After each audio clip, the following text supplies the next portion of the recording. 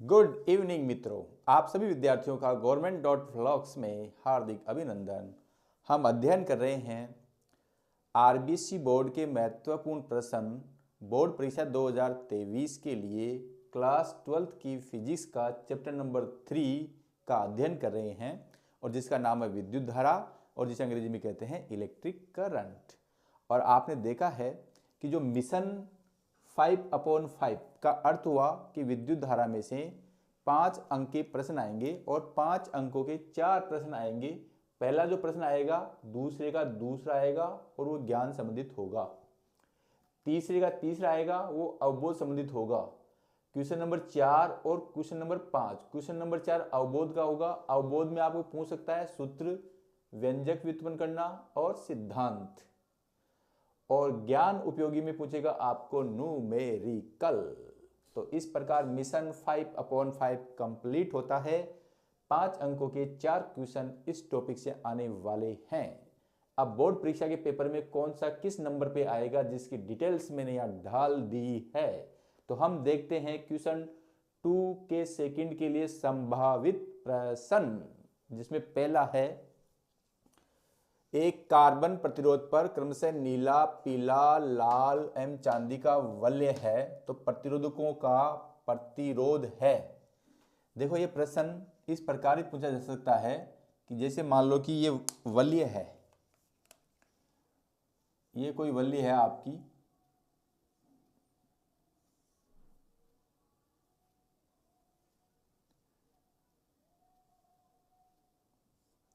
इस वलय पर पहला जो है नीला रंग है। नीला रंग के लिए मैं ये वाला यूज कर लेता हूं। ये वाली जो वलय है वो नीले वाली है।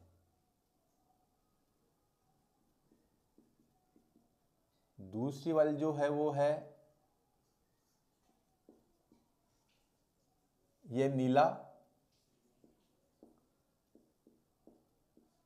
ये पीला और तीसरी वाली लाल और चौथी चांदी।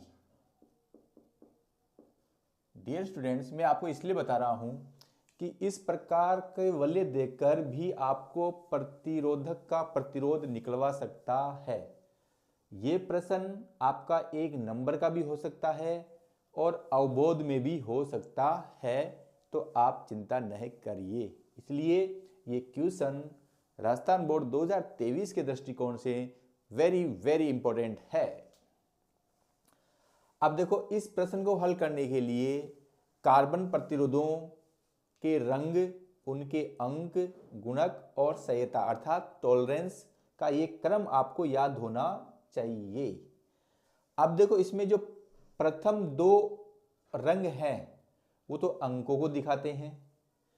तीसरा जो रंग है वो गुणक को दिखाता है। चौथा जो रंग है वो संयता या टॉलरेंस को दिखाता है। तो हमारा जो पहला रंग कौन सा है? नीला। और नीले के लिए अंक कितना है? नीले के लिए अंक है 6। और फिर दूसरा कौन सा रंग?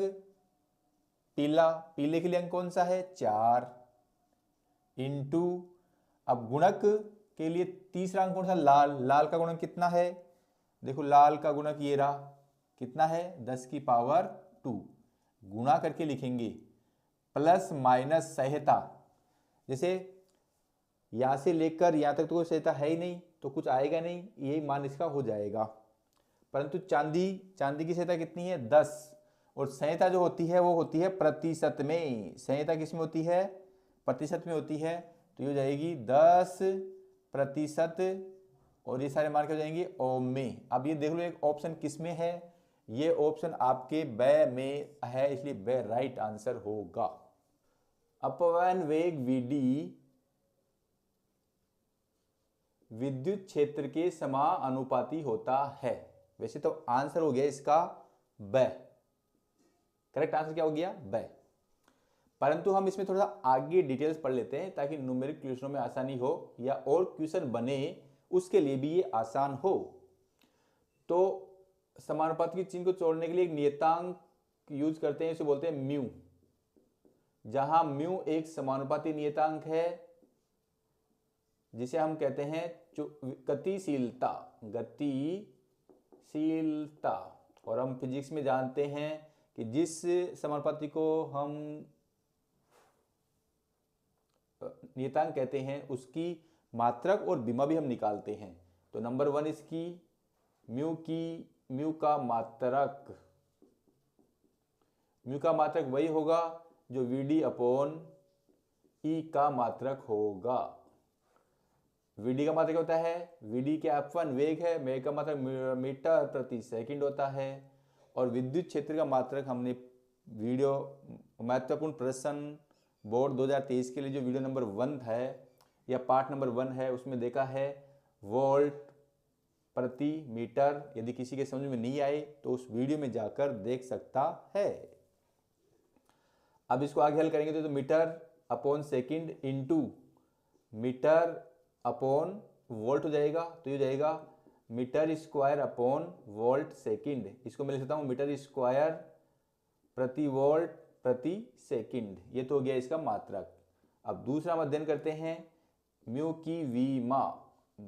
की विमा वही होगी जो VD अपॉन E की विमा होगी। अब देखो VD अपॉन E कहाँ से आएगा, VD अपॉन E, म्यू बराबर VD अपॉन E यहाँ से आया है। VD वेग की विमा क्या होती है, m0 L1 t-2। विद्युत क्षेत्र क्या होता है, E बराबर होता है F अपॉन Q, और F होता है न्यूटन में और Q होता है IT।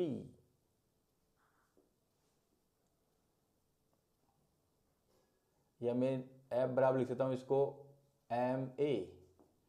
M का मात्रक, M की विमा, द्रव्यमान की विमा कैपिटल M1 और त्वरण की विमा होती है L1 t-2, और विद्युत धारा एक भौतिक राशि है इसकी A1 और समय की T1। यदि इन E का मान में यहाँ रखूं तो यह जाएगा M1 L1 t-2 अपॉन ही आएगा तो ऊपर जाएगा जो आएगा A1 T1।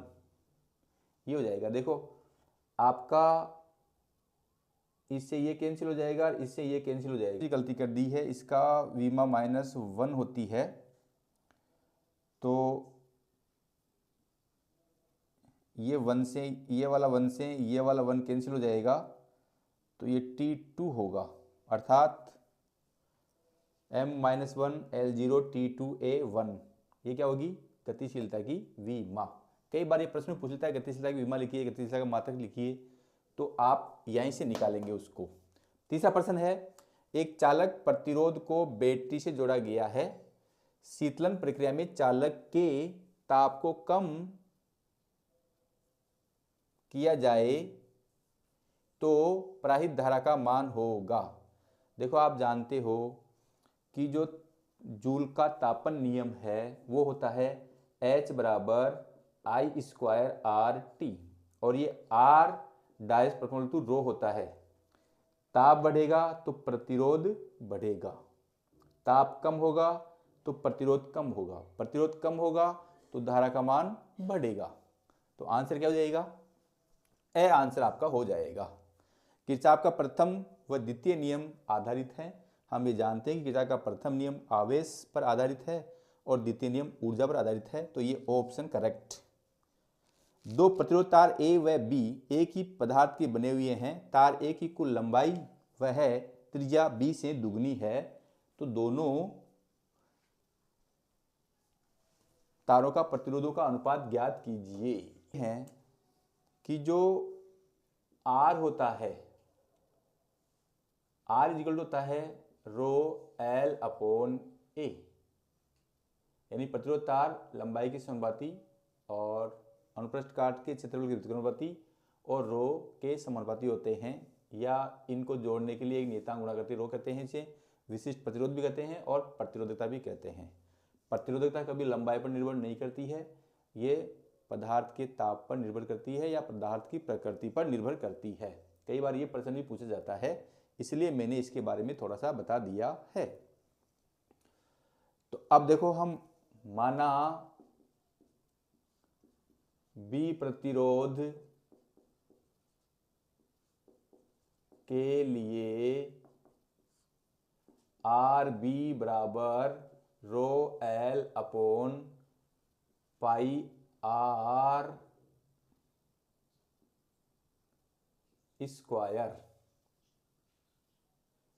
अब मैं क्या कर रहा हूं, आर ए के लिए क्या जाएगा, रो, लंबाई कितनी है, दुगनी है, त्रिज्या भी कितनी है, दुगनी है, तो ये क्या जाएगा, rho 2l upon 4 pi R square, तो ये जाएगा 1 अपॉन 2 से 2 कैंसिल हो जाएगा, rho L upon pi R square, तो ये कितना है 1/2, और ये क्या है आपका, ये क्या है, आर बी है, तो आर ए बराबर ये आ गया, तो आर ए अनु अपॉन आर बी बराबर 1/2, अर्थात 1:2।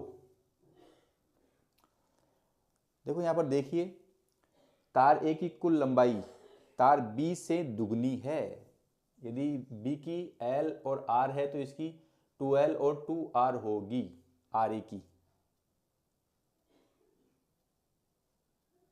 तो हमने यही किया है, तो ये क्या हो जाएगा, आर बी, तो R A upon R B क्या हो जाएगा, तार देखो हमें निकालना क्या है, तार ए और बी के प्रतिरोध का अनुपात, तो R A upon R B 1:2, तो आंसर कौन सा हो जाएगा, ए वाला सही हो जाएगा। नंबर 6 है, व्योममापी विभवांतर मापने का एक ऐसा उपकरण है जिसका प्रभावी प्रतिरोध शून्य होता है, अनंत होता है, अनिश्चित होता है, बाह्य प्रतिरोध पर निर्भर करता है। तो हम ये जानते हैं कि ये अनंत होता है। क्या होता है, अनंत होता है। दूसरा क्वेश्चन है, विभवमापी के तार के पदार्थ का प्रतिरोध ताप गुणांक होना चाहिए।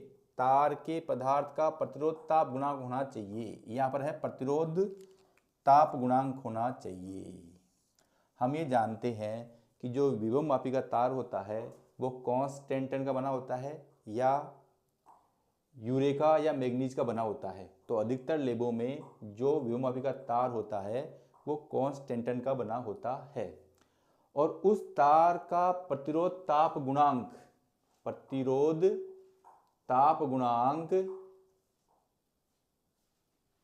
धनात्मक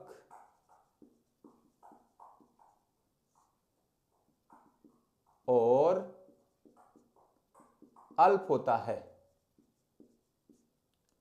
उस प्रतिरोध ताप गुणांक का मान, यानी कि कांस्टेंट तार का प्रतिरोध ताप गुणांक धनात्मक और अल्प होता है, तो इसके हिसाब से आंसर क्या हो जाएगा, वह हो जाएगा। क्वेश्चन नंबर 8 है, विभवमापी की सहायता से निम्न में से किस राशि को नहीं मापा जाता है। विद्युत वाहक बल को नापते हैं, प्रतिरोध को नापते हैं, विद्युत धारा को नापते हैं, तो किसको नहीं नापते हैं, धारिता एवं प्रेरकत्व। वैसे भी सब विवेक का यूज करें तो विभवमापी पार्ट नंबर 3 है और धारिता और प्रेरकत्व ये आगे वाले पार्ट हैं, तो इससे मापा ही नहीं जा सकता है। क्वेश्चन नंबर 9 है, दिए गए चित्र में I का मान होगा। देखो किरचॉफ के प्रथम नियम से हम जानते हैं कि संधि बिंदु पर धाराओं का बीजगणितीय योग शून्य होता है। ये किरचॉफ का प्रथम नियम है। और हम चिन्ह प्रपट जानते हैं कि संधि बिंदु की ओर आने वाली धाराओं को धनात्मक और जाने वाली धाराओं को ऋणात्मक लेते हैं। तो यदि हम यहां से शुरू करें 5 एम्पियर से, तो ये संधि बिंदु की ओर आ रही है तो 5 प्लस में आएगा। फिर इधर जाएंगे तो ये भी संधि बिंदु की आ रही है तो 2 एम्पियर भी प्लस में आएगा। ये धारा I संधि बिंदु से जा रही है तो -I आएगा, और ये 3 एम्पियर भी संधि बिंदु से जा रहा है तो ये भी -3A आएगा बराबर 0। बीजगणितीय योग शून्य होता है। कई बार पूछा था किरचॉफ का प्रथम नियम और द्वितीय नियम लिखिए, तो 5 और 2 7, 7 में से 3 गया तो 4 एम्पियर -I बराबर 0, तो I बराबर जाएगा 4 एम्पीयर। तो आंसर कौन सही हो जाएगा? वह आंसर सही हो जाएगा। अब क्वेश्चन नंबर 3 जो कि 1 नंबर का आता है और अति लघुत्तमक प्रश्न होता है। इसमें निम्नलिखित संभावित प्रश्न है। उनमें से पहला है, समान लंबाई और समान त्रिज्या के नाइक्रोम और तांबे के तार श्रेणी क्रम में संयोजित हैं। इनमें धारा I प्रवाहित कराई गई है। कौन सा तार अधिक तप्त होगा? अपने उत्तर की पुष्टि कीजिए। देखो, हम ये जानते हैं या हमने देखा है कि इस जो प्रश्न है बड़ा ही अच्छा क्वेश्चन है। इसमें हम क्या जानते हैं? हम एक तो जानते हैं प्रतिरोध is equal to rho L upon A, अर्थात रो समान आर समानुपाती रो होता है। अब यदि ताप बढ़ेगा तो प्रतिरोध भी बढ़ेगा। क्लियर है? ताप घटेगा तो प्रतिरोध भी घटेगा। हम ये जानते हैं जो नाइक्रोम है, नाइक्रोम जो है, नाइक्रोम का रो तांबे से अधिक होता है, तांबे के रो से अधिक होता है। नाइक्रोम का रो तांबे के रो से अधिक होता है। अब देखो, श्रेणी क्रम में है तो श्रेणी क्रम में धारा इसमें भी I प्रवाहित होगी, इसमें भी I प्रवाहित होगी, यानी पूरे परिपथ में क्या होगी? धारा I प्रवाहित होगी। कौन सा तार अधिक तप्त होगा? अब देखो, जिसका प्रतिरोध ज्यादा है वो ज्यादा तप्त होगा। क्यों? इसका कारण यह है कि हम जूल के तापन नियम से हम जानते हैं कि H बराबर होता है I स्क्वायर RT। हम चाहे तो इसे फाइंड भी कर सकते हैं। अब जब रो ज्यादा है तो R ज्यादा होगा। R ज्यादा है, जिसका R ज्यादा होगा उसकी ऊष्मा ज्यादा होगी, जिसका R कम होगा उसकी ऊष्मा कम होगी। तो रो ज्यादा किसका है? नाइक्रोम का। तो नाइक्रोम में उत्पन्न ऊष्मा ज्यादा होगी, नाइक्रोम में उत्पन्न ऊष्मा ज्यादा होगी। तो आंसर क्या हो जाएगा? नाइक्रोम का तार अधिक तप्त होगा। क्यों होगा? इसका कारण मैंने आपको बता दिया है। दूसरा क्वेश्चन है, विभवमापी के मानकीकरण में विभवमापी के मानकीकरण से क्या अभिप्राय है? समझाइए। मैं डायरेक्ट आंसर लिखता हूं। द्वितीय परिपथ में, ये आंसर किसका है? 2 का। आंसर 2। द्वितीय परिपथ में मानक सेल लगाकर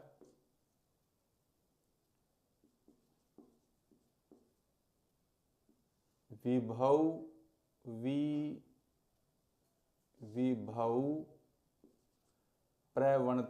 का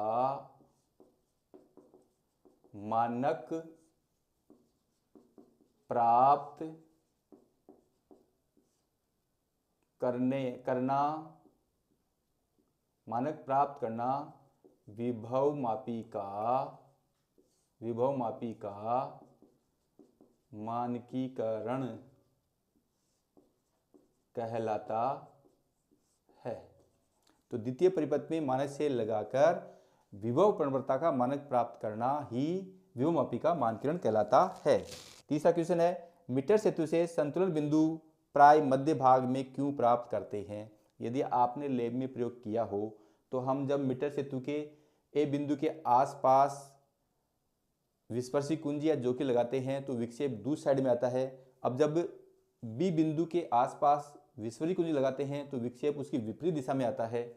इसका मतलब प्रथम और अंतिम स्थिति में तो विक्षेप आएगा नहीं, तो कहां पर आएगा? मध्य स्थिति में आएगा। अब ये मध्य, देखो इसका आंसर हो जाएगा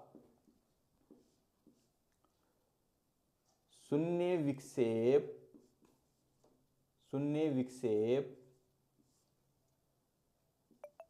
मध्य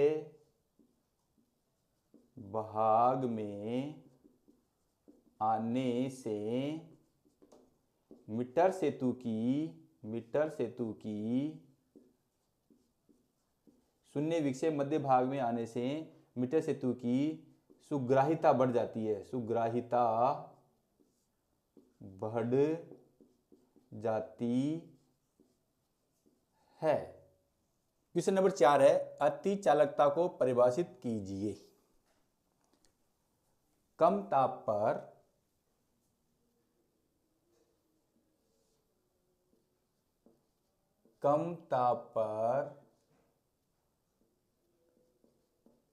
जिन पदार्थों की प्रतिरोधकता कम ताप पर जिन पदार्थों की प्रतिरोधकता का मान 0 होने की घटना को अति चालकता कहते हैं। कम ताप पर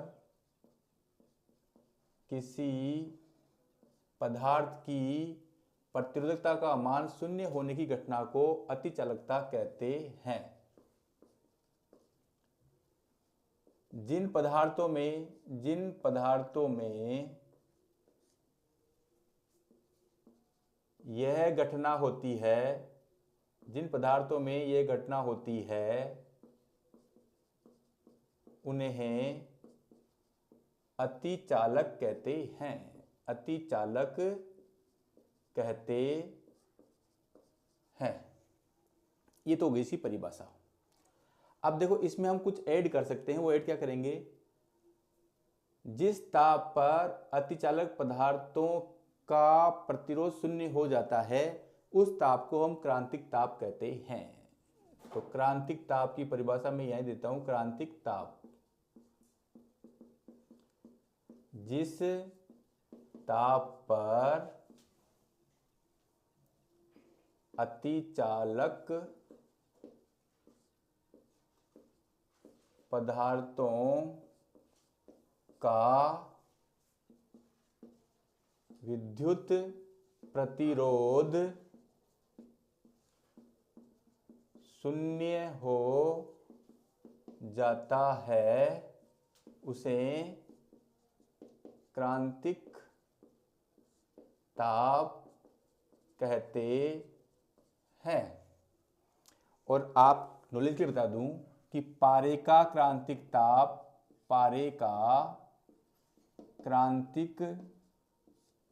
ताप 4.2 केल्विन होता है। क्वेश्चन नंबर 5 है, व्हाइट स्टोन सेतु के प्रयोग में पहले बैटरी कुंजी तथा फिर धारामापी कुंजी को क्यों दबाया जाता है? देखो इसका सीधा सा आंसर है प्रेरण प्रभाव को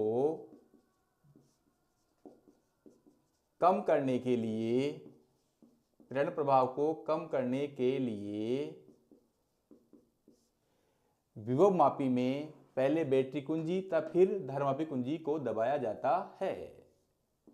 प्रेरण प्रभाव को कम करने के लिए व्हाइट स्टोन सेतु प्रयोग में पहले बैटरी कुंजी तथा फिर धारामापी कुंजी को दबाया जाता है। नेक्स्ट देखिए, विभवमापी के तार में लंबे समय तक विद्युत धारा क्यों नहीं प्रवाहित की जा सकती है? इसका आंसर देखिए। देखो हम ये जानते हैं कि जो विभवमापी का तार होता है वो कांस्टेंट का बना होता है और उसमें निकलने वाली ऊष्मा होती है I²RT और ये R डिपेंड किसी पे करती है, रो पर। जैसा रो होगा वैसा R होगा, रो अधिक होगा तो R भी अधिक होगा।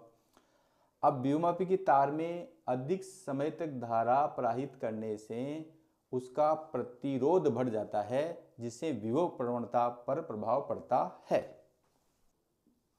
अधिक समय तक धारा प्रवाहित करने पर प्रतिरोध बढ़ जाता है, प्रतिरोध बढ़ जाता है जिससे विभव प्रवणता बढ़ जाती है। अतः विभवमापी के तार में लंबे समय तक विद्युत धारा प्रवाहित नहीं करनी चाहिए। अब ये तो इसका आंसर हुआ। अब विभव प्रवणता क्या होती है? विभव प्रवणता जो होती है वो आपकी होती है, इसको हम फाई से या एक्स से लिखते हैं, V/L। प्रति एकांक लंबाई में विभव पतन को ही हम क्या कहते हैं? विभव प्रवणता, जिसको फाई या एक्स से प्रदर्शित करते हैं, x V/L।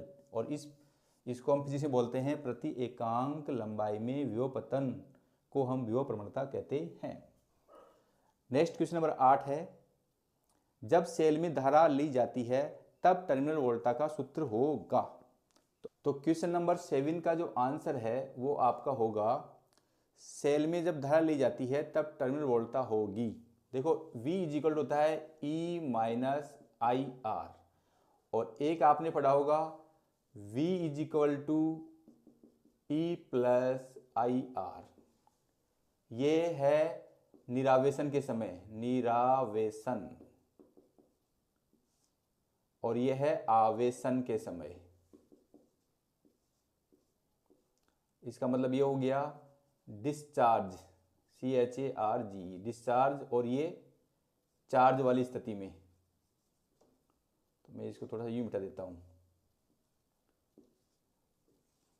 तो जब सेल डिस्चार्ज होता है तो कब होगा? जब उससे धारा ली जाती है। तो जब धारा ली जाएगी तो टर्मिनल वोल्टा का सूत्र V इक्वल टू E-IR होगा। और जब उसको आवेशित करते हैं तब आपका V इक्वल टू E+IR होगा। अर्थात जब धारा दी जाती है, जब उसको आवेश दिया जाता है, लिया जाता है तो ऊपर वाला, दी जाती तो नीचे वाला। धारा घनत्व को परिभाषित कीजिए। देखो हम ये जानते हैं कि धारा घनत्व को J से परिभाषित करते हैं, और J इक्वल होता है I/A। अब देखो यहाँ पर सूत्र, फिर A क्या है? हर में है। तो किसी चालक में प्रति एकांक अनुप्रस्थ काट क्षेत्रफल में प्रवाहित धारा घनत्व होती है, धारा घनत्व होती है। इसका मात्रा क्या हो जाएगा? एम्पियर प्रति मीटर स्क्वायर। मात्रा क्या हो जाएगा? एम्पियर प्रति मीटर स्क्वायर। तो मात्रक हो जाएगा एम्पियर प्रति मीटर स्क्वायर। विमा हो जाएगी, एम्पियर की विमा होती है, धारा की विमा I, और क्षेत्रफल मीटर स्क्वायर होगी L-2। ये हो जाएगी इसकी विमा हो जाएगी। नेक्स्ट है ओम के नियम का सदिश रूप लिखिए। तो ओम के नियम का सदिश रूप है J सदिश बराबर सिग्मा E सदिश। 1 नंबर का प्रश्न है, इतना ही लिखना पर्याप्त होगा। विशिष्ट अर्धचालक की प्रतिरोधकता की ताप पर निर्भरता। अर्धचालकों की प्रतिरोधकता ताप बढ़ाने के साथ चरघातांकी रूप में कम होती है।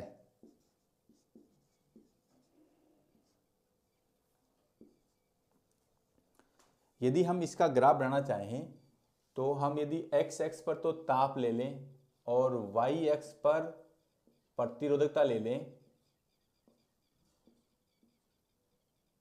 और यहाँ पे ताप ले लें, तो ये इस प्रकार इसका ग्राफ आता है।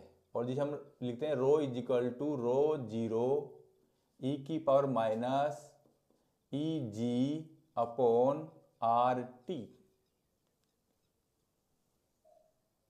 अब देखो चरघातांक के रूप में माइनस आ रहा है, घट रही है। अर्धचालक प्रतिरोधकता ताप बढ़ाने पर जैसे जैसे ताप बढ़ेगा इनकी प्रतिरोधकता चरघातांक के रूप में कम होती है या घटती है। अब देखो जो क्वेश्चन नंबर 4 और 5 है, क्वेश्चन नंबर 4 भी 1.5 नंबर का आएगा और 5 भी 1.5 नंबर का आएगा। देखो मैंने बार बार कह रहा हूँ क्वेश्चन नंबर 4 और 5 मैंने इसलिए किया है कि जो बोर्ड एग्जाम होगी 2023 की, क्वेश्चन नंबर 4 और 5वां इस चैप्टर नंबर 3 से आने वाला है।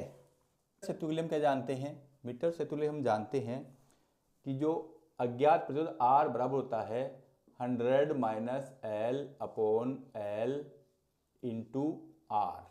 आर क्या है, प्रतिरोध बॉक्स से निकाला गया प्रतिरोध, वो यहाँ क्या दे रखा है, एक्स दे रखा है। और देखो हमें यहाँ पर एक्स का मान ही ज्ञात करना है, तो एक्स क्या है, आर, तो यानी कि आर का मान हमें निकालना है। कई बार प्रश्न पूछा जाता है कि मीटर सेतु का परिपथ बनाइए, तो इसमें केवल आपको यहाँ पर केवल क्या लगाना है, प्रतिरोध बॉक्स यानी रेजिस्टेंस बॉक्स आर भी लगाना है, बाकी ऐसा ऐसा छाप देना है। तो हम यहाँ आर निकालेंगे तो आर बराबर हो जाएगा L upon 100 minus L into S. L कितना है, एल दे रखा है 39.5 बटे 100 माइनस 39.5 इंटू एस। एस क्या है, वाई, और वाई की वैल्यू कितनी रखी है 12.5 ओम। तो 39.5 इंटू 12.5 बटे ये जाएगी 60.5। इसको काट पीस के हल करेंगे तो आएगा 8.16 ओम।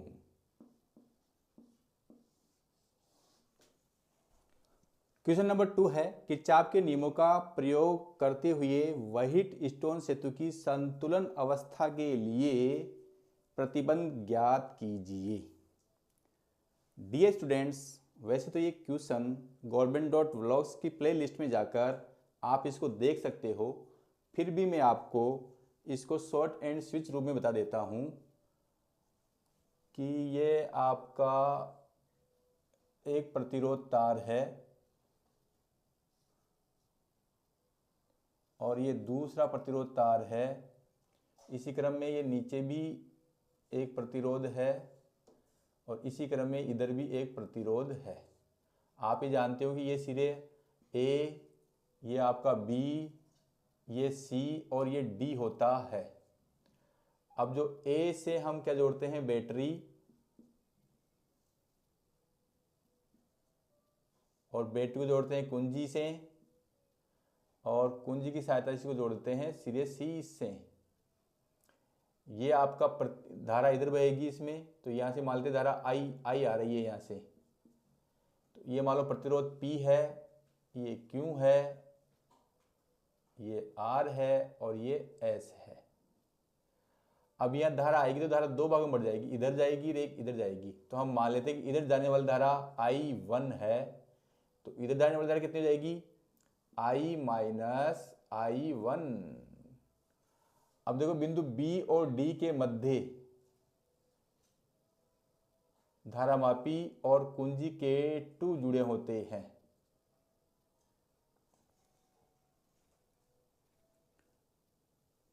अब इधर धारा फिर यहाँ दो भागों में बटेगी, इधर जाएगी और इधर जाएगी। देखो इस B को मैं लिख लेता हूं इस साइड में। अब मान लेते हैं कि जो धारामापी धारा जाती है वो IG है, तो इधर कितनी जाएगी, I1 माइनस IG। अब इधर भी IG आएगी और इधर से कौन सी आ रही है, अब ये दोनों मिल जाएंगी IG और I माइनस I1, तो इधर धारा कितनी जाएगी, I minus I1 plus IG। अब यहाँ से ये आ रही है, यहाँ से ये आ रही है, इन दोनों को हम जोड़ेंगे तो फिर क्या जाएगी, फिर देखो IG से IG कैंसिल, I1 से I1 कैंसिल, क्या हो गई, I धारा फिर आ गई। इसका मतलब हमने जो धारा का वितरण किया है वो सही किया है। अब हम क्या करते हैं, इसमें जो एक बंद लूप है किरचॉफ का द्वितीय नियम से, बंद loop A B D A में,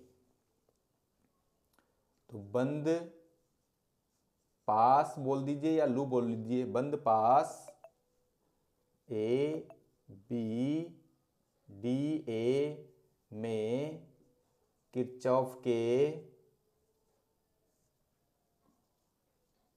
द्वितीय नियम से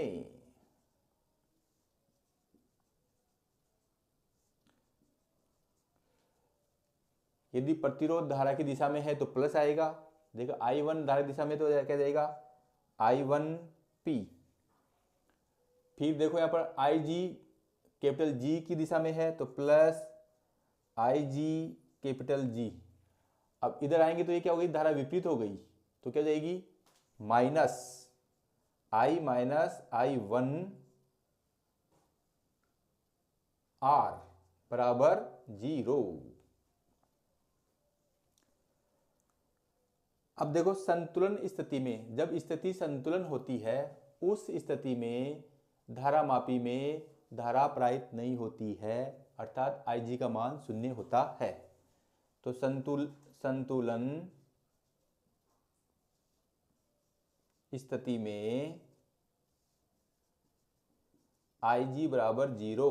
अब इसमें I0 रख देंगे तो यह आ जाएगा I1P, ये 0 जाएगा और ये माइनस माइनस I1 R बराबर 0। तो डेट सिंबलाइज I1P बराबर हो जाएगा I minus I1 R, equation number 1। अब देखो सेम इसी प्रकार से हम बंद लूप BCD लेंगे। तो बंद लूप, बंद पास या बंद लूप BCD में किरचॉफ के द्वितीय नियम से, देखो इधर हम धारा की दिशा में आ रहे हैं प्रतिरोध की, तो क्या हो जाएगा I1 माइनस IG Q बराबर नहीं आएगा। फिर ये विपरीत आ जाएंगे, तो विपरीत आएंगे तो minus I1 plus IG S, और फिर विपरीत आएंगे तो माइनस IG कैपिटल G बराबर 0। अब फिर वही संतुलित स्थिति में I 0 होगा, तो यहाँ सभी टर्म से I 0 रख देंगे, ये 0 रखें तो आ जाएगा I1Q minus I minus I1, ये आपका 0 जाएगा S, और ये भी 0 जाएगा बराबर 0। तो ये क्या जाएगा I1Q बराबर I minus I1 into S, समीकरण नंबर 2। अब हम क्या करते हैं, समीकरण 1 में समीकरण 2 का भाग देते हैं, समीकरण 1 भाग 2 से, तो यह क्या जाएगा I1P बटे I1Q, लेफ्ट में लेफ्ट का भाग लगेगा और राइट में राइट का भाग लगेगा। इधर क्या जाएगा I माइनस I1 R, और इधर क्या जाएगा I माइनस I1 S। ये दोनों टर्म्स कैंसिल आएंगे तो P अपॉन Q बराबर R अपॉन S। हम इसी चीज की बात कर रहे थे, किरचॉफ के नियम का प्रयोग करते हुए हमने व्हाइट सेतु के संतुलन अवस्था के लिए प्रतिबंध ज्ञात किया था, और इससे पहले हमने क्या किया था, विभव मापी से भी हमने ये प्रतिबंध प्राप्त किया था। तीसरा क्वेश्चन है अपवन वेग तथा विद्युत धारा में संबंध स्थापित कीजिए तथा धारा घनत्व अपवन वेग की परस्पर निर्भरता की व्याख्या कीजिए। अब आप government.vlogs में जाइए, प्लेलिस्ट में जाकर इस वाले क्वेश्चन को आप देख लीजिए। यदि मैं इसको यहाँ पे बताऊंगा तो ये वीडियो 1 घंटे से 2 घंटे का हो जाएगा। क्वेश्चन नंबर 4 है, चित्र में किसी जो सूत्र है वो क्या है, R equal to E minus V upon V into capital R। अब विभव प्रवणता क्या होती है, X इजिकल होती है V अपॉन L। तो विद्युत सेल के लिए क्या जाएगी V is equal to X E1 L1, और X बराबर V इजिकल टू L2 हो जाएगी, तो V जुल के जाएगा XL2। ये दोनों मान हम यहाँ रखते हैं तो हमें क्या मिलेगा,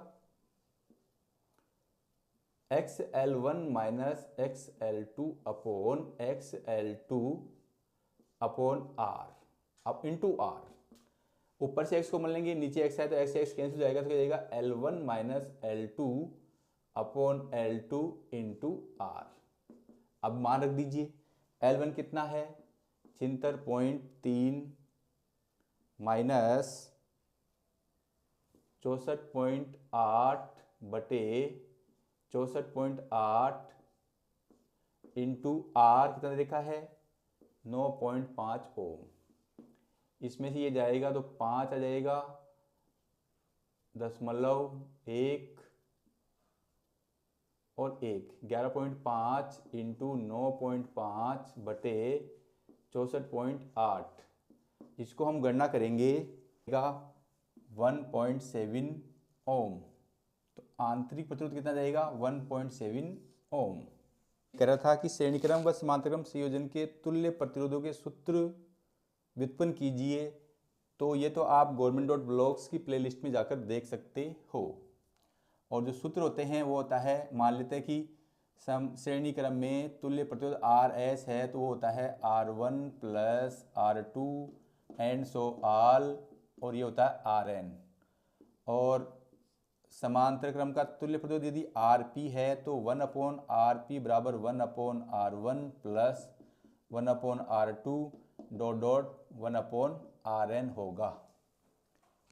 अब ये जो नीचे है, यदि n प्रतिरोध समान है, अर्थात इसका मतलब ये हुआ प्रश्न अनुसार n प्रतिरोध समान है तो R1 बराबर R2 बराबर एंड सो ऑल Rn बराबर R। तो उस स्थिति में न्यूनतम व अधिकतम प्रतिरोध का अनुपात होगा।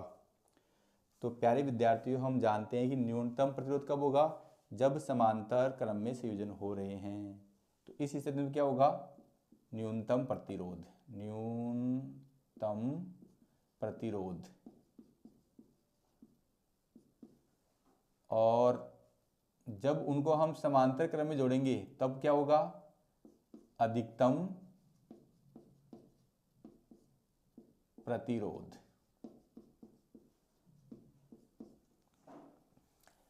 तो पहले न्यूनतम प्रतिरोध RS मैक्सिमम कितना जाएगा, R plus dot dot dot R। ये R n बार है तो n R हो जाएगा समीकरण नंबर 1। और 1/RP मिनिमम बराबर 1/R plus 1/R dot dot dot plus 1/R। तो ये जाएगा 1/R n बार है तो n/R। तो डेट सिंप्लाइज RP मिनिमम बराबर हो जाएगा R/n, समीकरण नंबर 2। अब समीकरण 1, हमने न्यूनतम और अधिकतम प्रतिरोधों का अनुपात निकालना है। तो RS मैक्सिमम बटे RP मिनिमम बराबर R मैक्सिमम कितना है NR, और ये कितना है R/n, तो ऊपर जाके n स्क्वायर। तो ये क्या कर जाएगा n स्क्वायर बटे 1, तो रेशियो हो जाएगा n स्क्वायर अनुपात 1। ये आपका आंसर हो जाएगा।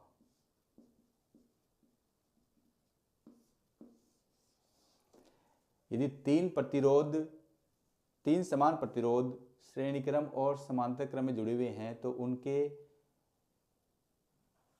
न्यूनतम और अधिकतम प्रतिरोधों का अनुपात क्या जाएगा, 3 जुड़े हुए हैं तो 3 का वर्ग अनुपात 1, तो 9/1 हो जाएगा। तो डियर स्टूडेंट्स, आप government.vlogs यूट्यूब चैनल को लाइक, कमेंट्स और सब्सक्राइब करना नहीं भूलें। धन्यवाद। मैं आपके लिए इतनी मेहनत कर रहा हूँ, आपका सब्सक्राइब करना बनता है।